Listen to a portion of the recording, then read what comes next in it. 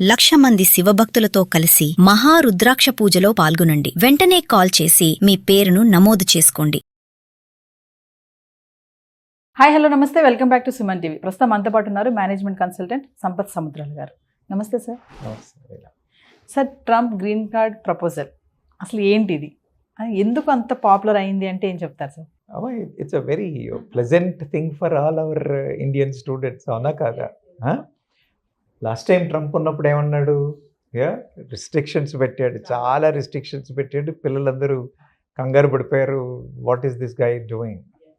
అప్పుడు ట్రంప్ ఉద్దేశం ఏంటంటే, బయట కంట్రీ జనాలందరూ వచ్చేస్తే యుఎస్ సిటిజన్స్కి ఉద్యోగాలు ఎలా అన్న నారా మీద, నా బేసిస్ మీద ఆయన వెళ్ళారు. ఇప్పుడేంటి, మళ్ళీ రిపబ్లిక్ పార్టీ నుంచి ప్రెసిడెన్షియల్ క్యాండిడేట్గా మళ్ళీ పోటీ చేస్తున్నారు. ఇప్పుడేమంటాడు?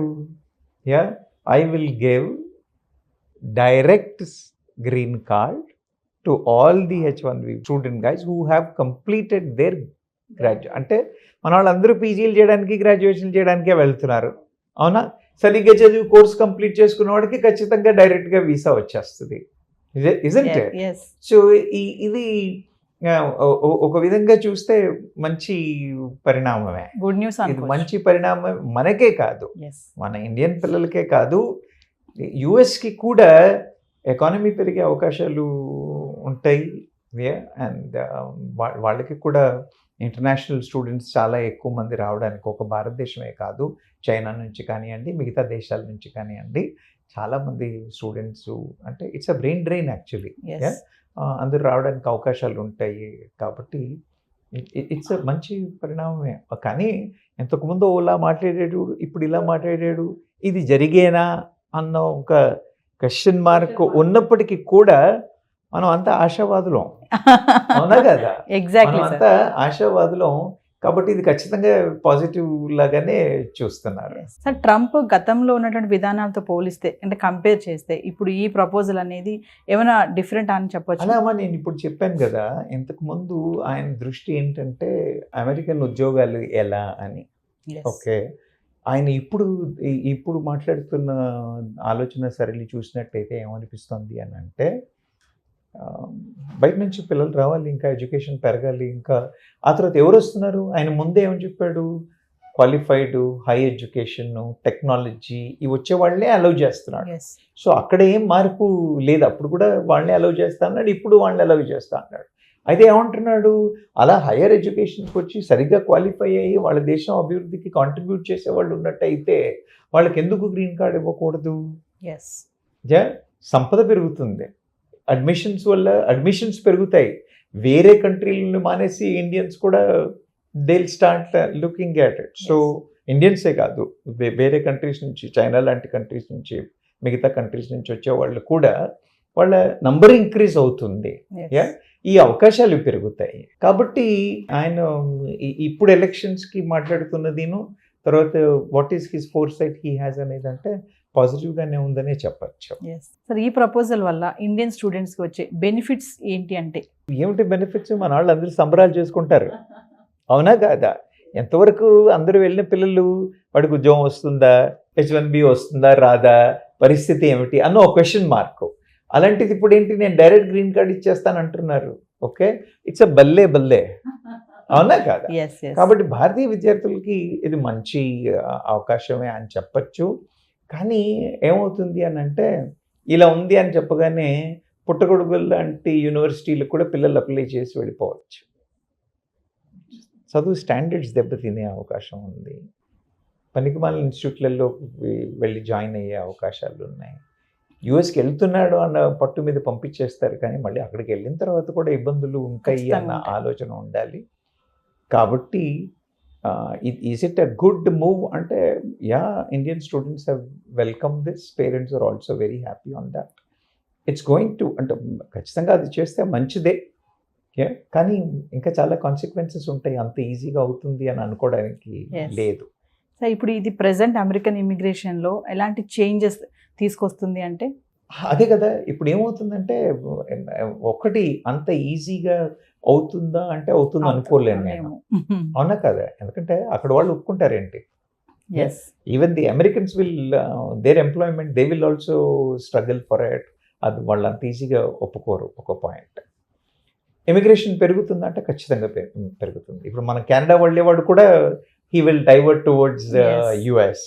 ఆస్ట్రేలియా, న్యూజిలాండ్, కెనడాకు వెళ్దాం అనుకున్న వాళ్ళందరూ కూడా ఒక విధంగా యుఎస్కి వెళ్దామని అనుకునే తర్వాత అవకాశాలు లేక they explored and looked in to some positive aspects in these universities and going. అవునా కదా? ఆ లెక్కను చూసినట్టయితే ఐఎమ్ షూర్ ఇమిగ్రేషన్ ఖచ్చితంగా పెరుగుతుంది. And a lot of Indians would like to move, and there will be a serious what you call hike in the immigration. Yes. Sir ఈ ప్రపోజల్కి ఆపోజిట్గా ఎవరైనా మాట్లాడతారా అంటే? ఎందుకు మాట్లాడరు? అవునా కదా? ఎందుకంటే ఇప్పుడు ఈ మైగ్రెంట్స్ని రావద్దు అని రిస్ట్రిక్ట్ చేస్తున్న అమెరికన్స్ చాలా మంది ఉన్నారు. అవునా కదా? అసలు లాస్ట్ టైం ట్రంప్ అలా మాట్లాడడానికి కారణం కూడా వాళ్ళే. అవునా కాదా? వాళ్ళు ఎలా ఒప్పుకుంటారు? కాబట్టి ఆపోజ్ చేస్తారా అంటే ఖచ్చితంగా ఆపోజ్ చేసే వాళ్ళు కూడా ఉన్నారు. Youth, American youth, their local American youth also will oppose because వాళ్ళ ఎంప్లాయ్మెంట్ ఆపర్చునిటీస్ అవుతాయి. ఇది కాకుండా గవర్నమెంట్ పాలసీల్లో కూడా వాళ్ళ దగ్గర ఉన్న గవర్నమెంట్ పాలసీలు కూడా అంత ఈజీగా యాక్సెప్ట్ చేసేదిగా ఉండదు కదా. కాబట్టి ఈ పాలసీలు ఇచ్చేసే వాళ్ళు కూడా maybe they will oppose or they may put some hurdles in making this possible. కాబట్టి ఇళ్ళలకగానే పండగ అని అనకూడదు కదా, అలా ఇప్పుడే అంత ఏదో జరిగిపోయింది అని అనడానికి లేదు. Okay, it's a positive note. Restrictions అవ్వడం వల్ల అవుతుందా అని అంటే ఎంత రిస్ట్రిక్షన్స్ ఉన్నప్పుడు కూడా మేబీ కొంత వేరియంట్స్తో వస్తుందేమో. ట్రంప్ అధికారంలోకి వస్తే జరగచ్చు, కానీ ట్రంప్ కూడా ఎంతవరకు మాట మీద నిలబడతాడు? అవునా కదా? Big question. అవునా కదా? ఇప్పుడు చెప్పడం అయితే చెప్తున్నాడు, కానీ ట్రంప్ కూడా ఎంతవరకు మాట మీద నిలబడతాడు అనే క్వశ్చన్ మార్క్. కట్ ఆపోజిట్ చేసేవాళ్ళు ఉన్నారంటే ఖచ్చితంగా ఉన్నారమ్మా. It is being opposed. It is not a welcome from all the 100% of the people across. Yes. So, American universities and coming to tech industry, ఈ ప్రపోజల్ని ఎలా స్వీకరిస్తుంది? They are all enjoying. అవునా కాదా? ఇప్పుడు నేనేమన్నాను, మైగ్రేషన్ రిస్ట్రిక్ట్ చేయాలి అని అన్న వాళ్ళందరూ they are against it. Now you go to tech industry వాళ్ళకి ఏంటి, they are struggling to get Indians employed with them. అవునా కదా? ఎన్ని రిస్ట్రిక్టివ్ కండిషన్స్, ఇంత శాలరీ ఉంటేనే, ఇంత కండిషన్ ఉంటేనే, ఇది ఉంటేనే, ఇవన్నీ ఇష్యూస్ ఉండే వాళ్ళకి. ఇప్పుడు now they get opportunities with more Indians can be employed. So tech companies are celebrating, they are welcoming the idea. When you come to the education institutions, ఇప్పుడు నేను ఇంతకుముందు చెప్పాను కదా, కెనడాకి వెళ్తున్నారు, ఆస్ట్రేలియాకి వెళ్తున్నారు, న్యూజిలాండ్కి వెళ్తున్నారు, జర్మనీకి వెళ్తున్నారు అన్నాను కదా. అక్కడి నుంచి then the priority will move more towards the US. ఎందుకంటే అప్పుడు అడ్మిషన్స్ కూడా, ఇప్పుడు there could be some institutes where the admissions are not happening because of these. కాబట్టి ఎడ్యుకేషనల్ ఇన్స్టిట్యూషన్స్ కూడా ఎస్పెషలీ స్టెమ్, ఈ స్టెమ్ రిలేటెడ్ ఇన్స్టిట్యూట్స్ ఏవైతే ఉన్నాయో అవన్నీ కూడా they all welcome this move. Yes sir, ఒక ప్రపోజల్ వచ్చింది, దాన్ని ఇంప్లిమెంట్ చేయాలి అంటే ఖచ్చితంగా కొన్ని ఛాలెంజెస్ ఉంటాయి. మరి ఇప్పుడు ఈ ప్రపోజల్ని ఇంప్లిమెంట్ చేయాలి అంటే ఏమిటంటారు ఛాలెంజెస్? అవును, ఛాలెంజెస్ ఏమున్నాయమ్మా? ఫస్ట్ థింగ్ నేను చెప్తున్నాను కదా, ముందు ఈ ప్రొటెస్టర్స్, మైగ్రెంట్స్కి అగేన్స్ట్ చేసే protesters they will not allow. Point 1. Point 2, మన the youth of America, the natives of America, they will oppose it. ఈ ప్రపోర్షన్ ఎక్కువైపోతే దాన్ని ఎలక్షన్స్ మీద ఇంపాక్ట్ పడుతుందా అని అడ్వైజర్లు కూడా ఏం చెప్తారో ట్రంప్కి మనకు తెలియదు. తర్వాత policy makers, the policy guide చేసే వాళ్ళు వచ్చి కూడా ఉన్న దాని ప్రకారంగా ఉన్న ఛాలెంజెస్ ఫోర్కాస్ట్ చేయడం వల్ల ఏమవుతుంది అనేది చెప్పలేము. లేదా ట్రంప్ యాటిట్యూడే మారడానికి కూడా అవకాశాలు ఉన్నాయి. ఇట్లా విభిన్నమైన పరిస్థితుల్లో మన ఇండియన్ స్టూడెంట్స్ ఫ్యూచర్ ఎలా ఉండబోతుంది అంటే? అమ్మా, నేను ఇంతకుముందే చెప్పాను కదా, ఇళ్ళలగ్గానే పండగ కాదని అన్న ఎలాగైతే అన్నామో, ఇదేదో అయిపోతుంది అన్న పాజిటివ్ మూడ్లో పరిగెత్తడానికి కాదు. Okay, they have to prepare they have to upskill themselves, they have to research the universities. ఇప్పుడు ఏం సబ్జెక్ట్స్కి డిమాండ్ ఉంది అని అంటే AI is in demand, data science is in demand. You understand?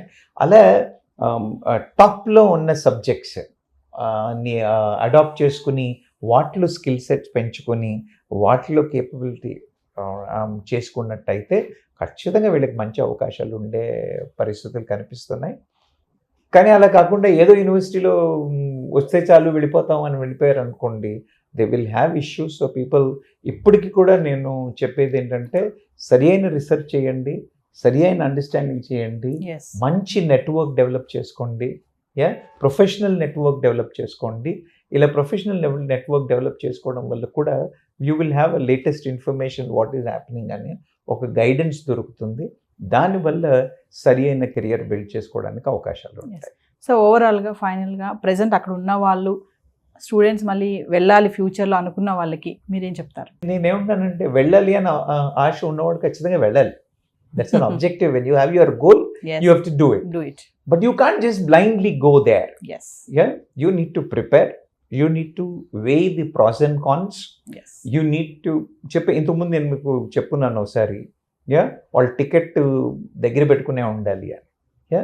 So mentally అయితే ఏంటంటే ఇప్పుడు నేను డైరెక్ట్ గ్రీన్ కార్డ్ ఇస్తానందుకు కొంత solace.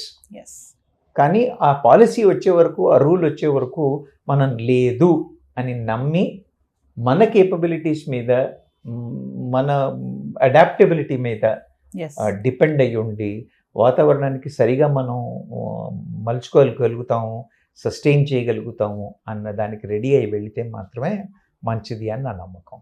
Thank you sir. Thank you అమ్మా.